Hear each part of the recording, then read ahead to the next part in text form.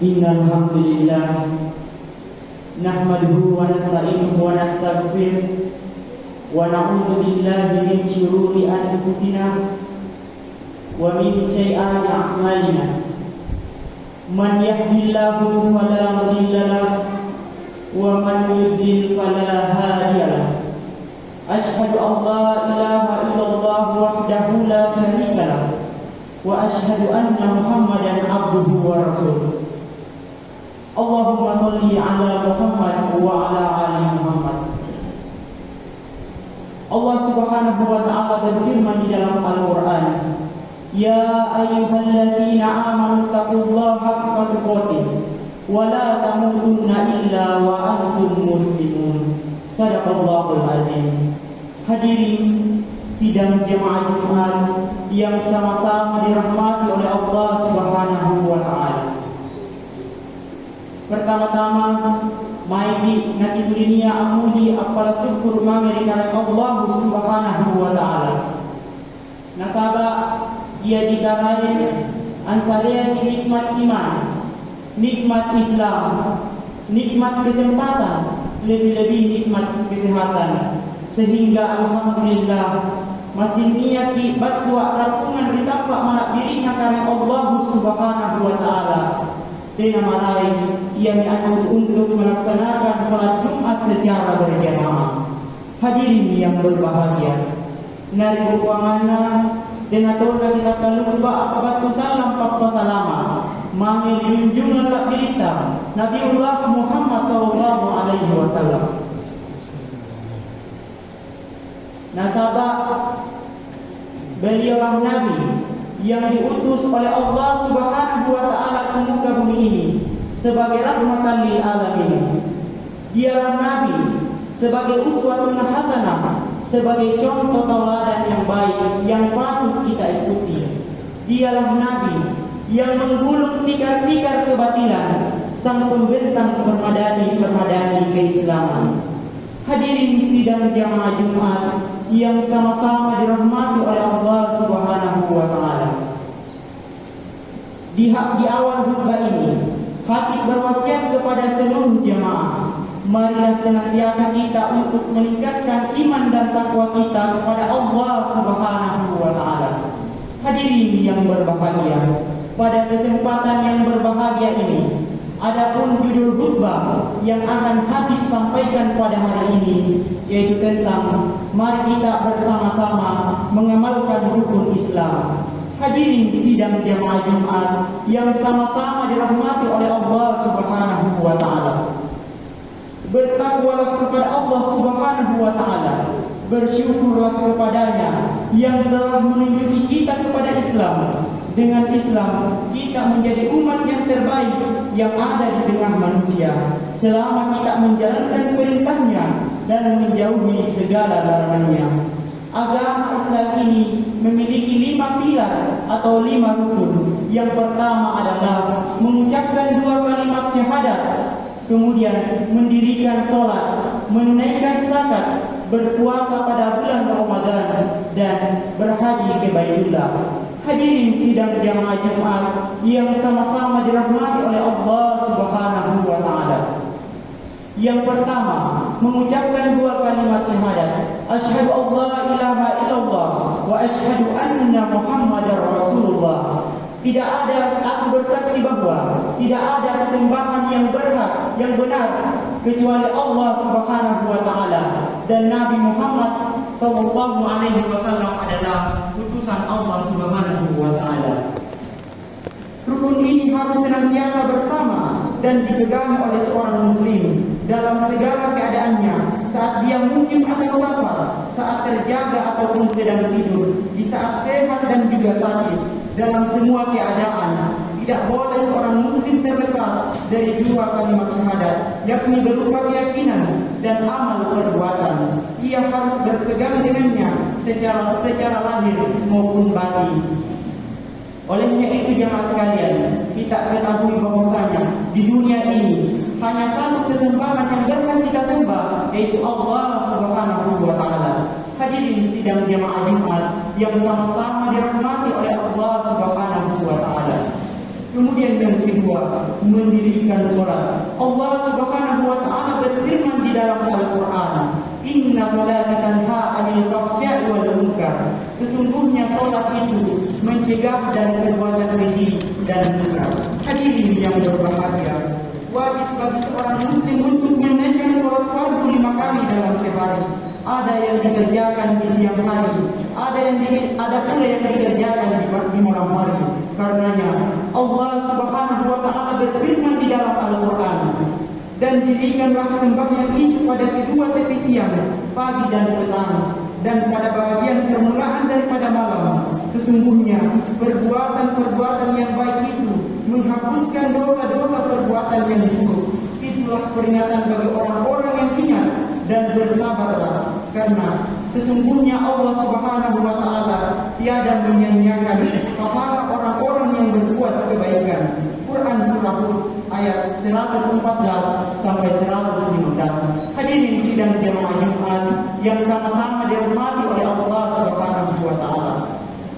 Nabi sallallahu alaihi wasallam mengumpamakan sholat 5 waktu ini dengan sebuah sungai yang mengalir di depan rumah seseorang. Lalu ia mandi di sungai tersebut 5 kali dalam sehari, maka ia pun menjadi bersih dan tidak ada kotoran di tubuhnya. Seperti itulah sholat 5 waktu. Apabila seorang muslim mengerjakannya, maka tidak tersisa dosa kecil pada dirinya, dihapus oleh salat tersebut. Mengapa dosa kecil jemaah sekalian? Karena dosa besar dihapuskan dengan taubat. Hadirin yang berbahagia, di antara anugerah kemudahan dari Allah Subhanahu wa taala, Dia menjadikan sholat tidak banyak menyita waktu seseorang, tidak menyibukkannya. Dia tetap bisa menjalankan pekerjaan, menjalankan profesi, dan menjalankan rutinitasnya. Bahkan salat itu malah membantunya. Karenanya Allah Subhanahu wa taala berfirman di dalam Al-Qur'an, "Wasta'inu bis-sabri was-shalat wa innaha lakabiratun illa 'alal khashiyin." Jadikanlah sabar dan salat sebagai penolongmu, dan sesungguhnya yang demikian itu sungguh berat kecuali bagi orang-orang yang khusyuk. Quran surah Al-Baqarah ayat 45. Salat menolong seorang muslim bukan malah menghalanginya menjemput rezeki, tidak menghalanginya menunaikan keperluannya. Salat adalah penyuci dosa dan penolong seseorang dalam kesibukan dan rutinitasnya. Rasulullah sallallahu alaihi wasallam apabila merasa kesulitan dalam suatu hal, maka ia mencari jalan keluar dan ketenangan dengan menunaikan salat. Beliau bersabda, "Ya Bilal, aqimus salat irhana biha." Wahai Bilal, kumandangkanlah iqamah salat, buatlah kami tenang dengannya. Hadis hasan dalam Sahih Al-Jami'. Hadirin sidang jemaah Jumat yang sama-sama dirahmati oleh Allah Subhanahu wa taala. Kemudian yang ketiga, menunaikan zakat. Zakat yang dimaksud adalah zakat harta. Zakat adalah amalan yang dilakukan hanya 1 kali dalam setahun, diambil dari orang-orang yang memiliki kelebihan harta, sebagaimana firman Allah di dalam Al-Qur'an, dan pada harta-harta mereka ada hak untuk orang miskin yang meminta dan orang miskin yang tidak mendapat bagian. Quran surah Az-Zariyat ayat 19. Diambil dari harta seorang muslim yang mencukupi kadar minimal zakat dan sudah tersimpan selama 1 tahun. Kalau tumbuh-tumbuhan diwajibkan zakatnya saat panen.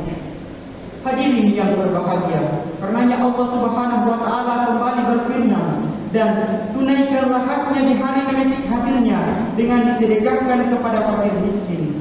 Quran surah Al-An'am ayat 141. Zakat berfungsi untuk menyucikan harta dan jiwa seorang muslim dan juga menolong orang-orang miskin. Inilah ajaran Islam yang mulia. Zakat memiliki kadar tertentu yang mudah bagi seorang muslim dalam menunaikannya. Ia juga memberi kemudahan mencukupi kebutuhan orang-orang miskin dari kalangan kaum muslimin. Hadirin sidang jemaah Jumat yang sama-sama dirahmati oleh Allah Subhanahu wa taala. Kemudian yang keempat, yaitu berpuasa pada bulan Ramadan.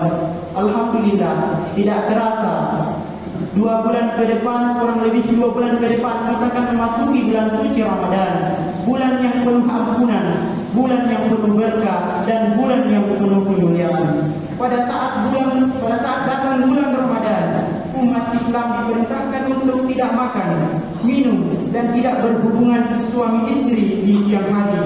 Kemudian mengisi hari-harinya dengan banyak beribadah, membaca Al-Quran, kemudian bersedekah, berdakwah, dan lain sebagainya.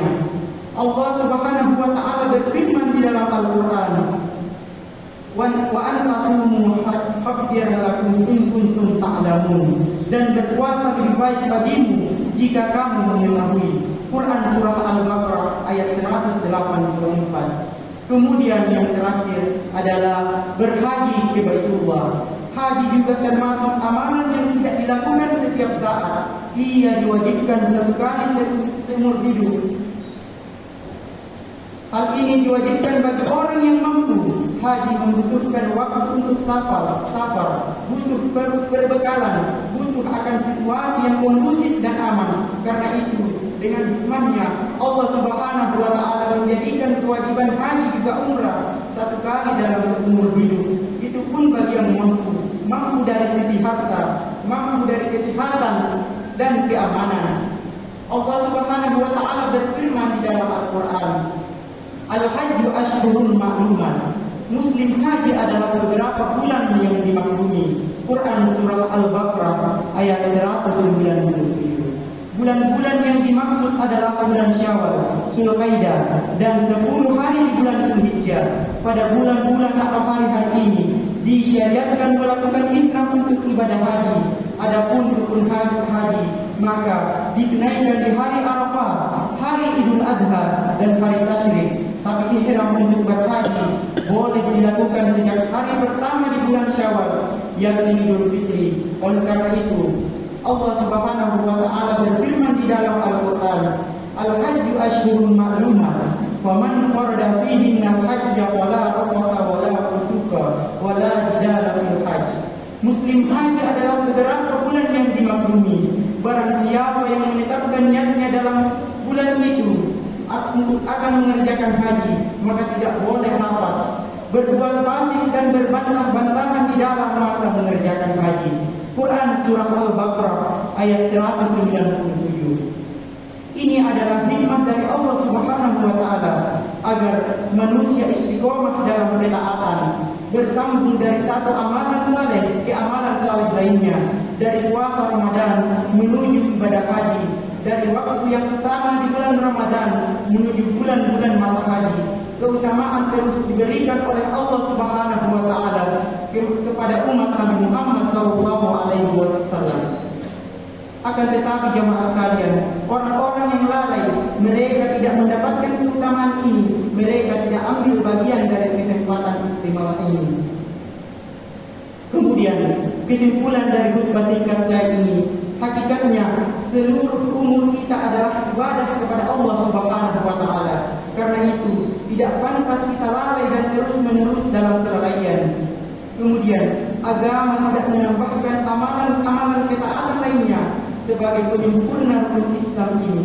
Semua amalan-amalan tambahan itu dibangun dengan rukun ini. Ketika rukun ini tidak terwujud, maka sia-sialah amalan yang lain. Sebagaimana bangunan tidak akan berdiri kecuali dengan pilar-pilarnya atau rukun. Demikian juga dengan Islam. Agama ini tidak akan tegak pada diri seseorang kecuali dengan 5 rukun ini. Oleh itu jemaah sekalian, marilah kita memperhatikan 5 rukun Islam, karena sesungguhnya rukun ini merupakan petunjuk bagi kita untuk menjalankan perintah-perintah Allah Subhanahu wa Ta'ala, dan bagaimana kita bisa senantiasa menjauhi segala larangannya.